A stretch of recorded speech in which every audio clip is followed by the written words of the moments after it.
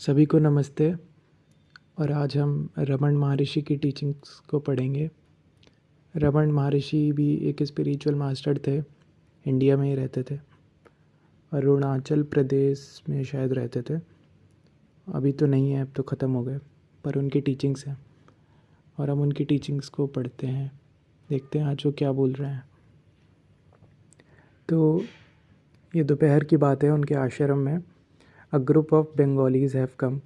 Bengalis लोगों का एक ग्रुप आया उनके आश्रम में। ठीक है, कुछ लोग आए, बंगालीज़ लोग। One of them has recently lost a child.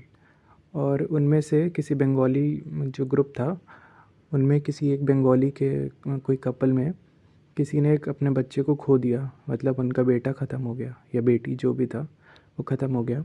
He put the question to भगवान। अब जिस कपल ने अपना बच्चा खोया था, उन्होंने भगवान के सामने, मतलब रमन महर्षि को सब भगवान बुलाते थे उस समय, है ना। तो फिर उन्होंने भगवान के सामने ये क्वेश्चन रखा कि why did that child die so young. क्यों हमारा जो बेटा या बेटी है या जो हमारा बच्चा था वो इतनी जल्दी क्यों मर गया। ऐसा क्वेश्चन रमन महर्षि के सामने उन्होंने रखा। ठीक है, और फिर एक और क्वेश्चन पूछा, इज़ हिट हिज कर्मा और our karmas that we should have this grief.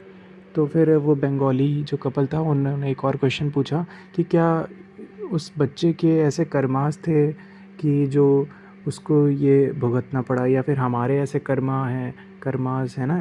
कर्म तो तुम जानते हो, ऐसे हमारे कर्म हैं जो हमको ये इतना ज़्यादा दुख झेलने को मिल रहा है। तो कुछ बताइए। तो बहुत दुखी होंगे वो कपल, क्योंकि उनका बच्चा मर गया इतनी कम उम्र में। ठीक है, तो देखो फिर रमन महर्षि क्या बोलते हैं। द प्रारब्ध which the child had to work out in this life was over and so it passed away. अभी देखो रमन महर्षि ने तो बहुत कैजुअली बोल दिया कि देखो प्रारब्ध जो था उस बच्चे का, प्रारब्ध का मतलब होता है कि जो पास्ट लाइफ में उसके कर्मास थे, जो कर्म थे, उस वो उन कर्मों को इस जीवन में उसे कुछ भुगतना था और वो भुगत चुका। जितने प्रारब्ध उसके बचे हुए थे वो इस लाइफ में आके उसने भुगत लिए, है ना। Workout in this life and was over, और फिर वो ख़त्म हो गया, and so it passed away. ठीक है, उन्होंने तो बहुत कैजुअली बता दिया कि उसके प्रारब्ध कुछ बचे थे तो उसने इस लाइफ में आके ख़त्म कर लिए, इसलिए वो चला गया इतनी कम एज में। So we may call in the child's karma. तो फिर हम रमन महर्षि बोलते कि हम उस बच्चे के कर्माज ऐसे थे कि उसको इतनी जल्दी जाना पड़ा। ठीक है, so far as you are concerned. अभी वो रमन महर्षि उनके वो जो कपल है उनसे बता रहे हैं कि अब अगर तुम्हारी बात करी जाए तो it is open to you not to grieve over it. मतलब अब रमन महर्षि ये कह रहे हैं कि अब तुम्हारे पास पूरा चांस है या फिर अपॉर्चुनिटी है कि तुम इस पर रो मत बैठ के। अब देखो रोना तो आएगा ही ना, जब कोई ख़त्म होता है और हमारा इतना करीबी ख़त्म होता है तो रोना तो आएगा ही। तो देखो तुम रो लो। ठीक है, अगर तुम्हें रोना आ रहा है तो तुम रो लो। जिससे मिलने का मन हो रहा है उस इतनी दुखद फेज़ में, उससे मिल लो। जिससे शेयर करने का मन हो रहा है तुम शेयर कर लो अपनी बातें, है ना। अपना दुख शेयर कर लो, इसमें कोई बुराई नहीं है। पर रमन महर्षि हमसे ये कहना चाह रहे हैं, but to remain calm and unaffected by it, being conceived, being convinced that the child was not yours but always only God's, and the God gave and God took away। अभी रमन महर्षि जो है ना, हमको ऐसा बता रहे हैं कि तुम्हें रोना आ रहा है तो तुम रो लो, कोई बात नहीं। और रोना आता भी है बहुत, है ना। तुम्हें जो करने का मन हो रहा है कर लो, तुम्हें जिससे अपनी दुख शेयर करने का मन है कर लो। बट अपने जो बैक ऑफ द माइंड है ना, या फिर अपने माइंड में एक बात बार बार याद दिलाओ कि ये मुझे मौका मिला है जीवन में।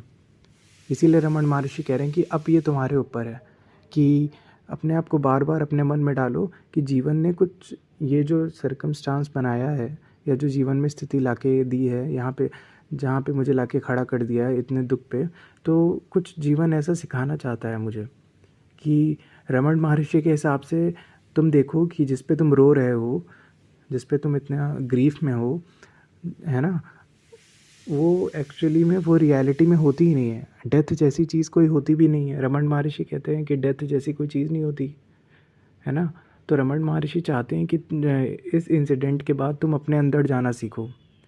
ठीक है, जब तुम अपने अंदर जाओगे, अपनी आत्मा को पहचानोगे, अपनी आत्मा को जानोगे, तब तुमको पता चलेगा कि हम जो आत्मा है ना वो कभी नहीं मरती, और आत्मा हम सभी के अंदर है है ना, जो तुम्हारा बच्चा मर गया है उसके अंदर भी वही आत्मा है जो तुम्हारे अंदर है। ये तो हमने ऊपर से शरीर बस ओढ़ रखा है और उसमें हमारा मन है ना, और मन से फिर हम आइडेंटिफाई करते हैं कि वो मेरा बेटा था। पर जब तुम गहराई में जाओगे, है ना, और गहराई में जब जाने लगोगे तब तुम्हारा मन शांत होने लगेगा, तुम काम रहने लगोगे और फिर तुम उससे बहुत ज़्यादा अफेक्ट नहीं होगे कि कोई ख़त्म होता है नहीं होता है।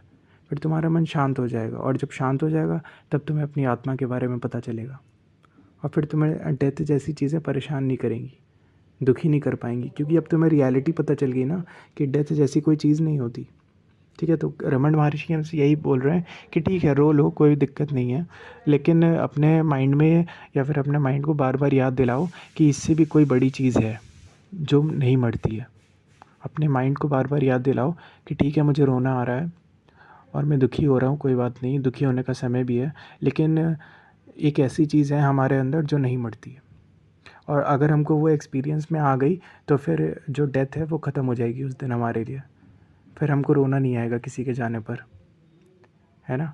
रमन महर्षि को ये बहुत अच्छे से दिख गया था, उनके एक्सपीरियंस में था कि डेथ जैसी कोई चीज़ नहीं होती।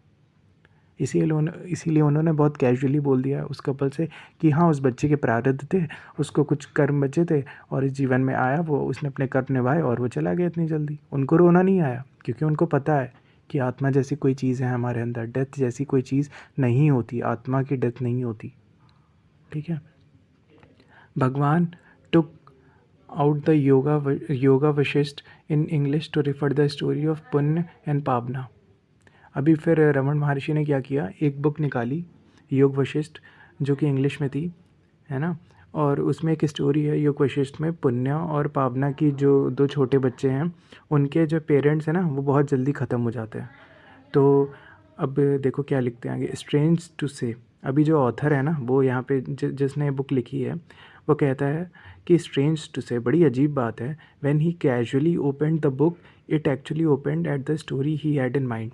अभी जो रमन महर्षि स्टोरी दिखाना चाहते थे ना, जिस स्टोरी की बात वो कर रहे थे पुण्य एंड पावना, उन्होंने जो बुक निकाली और एकदम कैजुअली ऐसे ही बस हाथ ऐसे बुक खोली और वही एकदम से स्टोरी खुल के आ गई एकदम से सामने से, है ना। मतलब वो बुक काफ़ी मोटी 400-500 पन्ने की और उन्होंने बस एकदम सेम पेज वही निकाला, एक हाथ खोला और एकदम से वही पेज निकला। तो ऑथर कह रहे हैं बड़ी अजीब सी बात है, उन्होंने ऐसे ही एक बार में खोला और वही कहानी निकल के एकदम से आ गई। तो ऑथर ऐसे बता रहे हैं कि मतलब एक मिरेकल है, एकदम जादुई चीज़ है, उन्होंने ऐसे एकदम से खोला और एकदम से वही कहानी खुल के आ गई जो उनके मन में थी, जो वो बताना चाह रहे थे रमन महर्षि। तो पुण्य और पावना के संग ये हुआ था कि उनके जो पेरेंट्स थे वो बहुत जल्दी मर गए थे, कम उम्र में, मतलब उनके जब वो लोग छोटे थे तभी मर गए थे उनके पेरेंट्स। तो पुण्य जो है ना वो अपने ब्रदर को, मतलब भाई को, पावना को बताती है कि तुम ये जो फुलिश चीज़ें हैं, जो डेथ, जो बेवकूफ़ी है, मतलब इस पर रो मत, जो डेथ जैसी बेवकूफ़ी है इस पर रो मत, है ना। अब पुण्य को कुछ ना कुछ एक्सपीरियंस होगा, तभी तो वो पावना को बता पा रही है कि जो डेथ होती है ना ये बड़ी बेवकूफ़ी वाली चीज़ है, इस पे रो मत। क्योंकि उसने बताया कि जो तुम्हारा है, जो तुम हो ना, तुम्हारे भी कई जन्म हुए हैं और तुमने भी कई जन्मों में जाके कई रिलेशंस बनाए हैं। वो पावना को बताती है, पुण्य जो है वो पावना को बताती है कि तुम्हारे भी कई सारे जन्म हुए हैं, पास्ट में, पास्ट लाइफ्स में कई जन्म हुए हैं और तुमने कई सारे रिलेशंस बनाए हैं। कभी तुम भाई बने हो किसी के, कभी तुम पापा बने हो किसी के, मम्मी बनी हो किसी की, बेस्ट फ्रेंड बने हो, है ना, किसी के कुछ भी बने हो। और आज तुम देख लो, आज तुम उनकी डेथ पर नहीं रोते हो ना, जो पास्ट पास्ट लाइफ में हो चुका है, तो अब तो तुम नहीं रो रहे हो ना उनके लिए। तो फिर वो पुण्या बोलती कि तुम इसके लिए भी मत रो, आगे आने वाली लाइफ में तुम इसको भी भूल जाओगे। इवन तुम ये जानो कि डेथ जैसी कोई चीज़ ही नहीं होती है, मतलब तुम अपनी आत्मा को जानो। ठीक है, तो फिर रमन महर्षि इस स्टोरी से हमको ये बताना चाह रहे थे कि जो डेथ है वो इस शरीर की होती है और मन की होती है, और जब तुम मन के बियॉन्ड जाना सीख लोगे, है ना, तब तुम अपनी आत्मा को रियलाइज़ करोगे। और जब तुम्हें अपनी आत्मा का एक्सपीरियंस आएगा तब तुमको पता चलेगा कि डेथ जैसी कोई चीज़ नहीं होती है और तब तुम्हें कोई दुख नहीं होगा। तब चाहे तुम्हारा कोई जितना भी करीबी ख़त्म हो जाए, है ना, तब तुम्हें दुख नहीं होगा।